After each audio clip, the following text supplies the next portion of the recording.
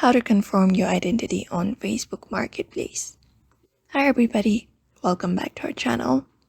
In today's video, we are going to learn how we can confirm our identity on Facebook Marketplace. So let's just dive right into the video and find out how to. So if you want to confirm your identity on Facebook Marketplace, these are the methods you can follow up in order to do it.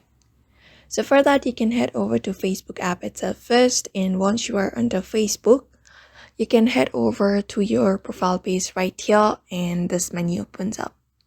From this menu, you need to go ahead and tap on the settings, and from settings, go to account center. Just go ahead and tap on it.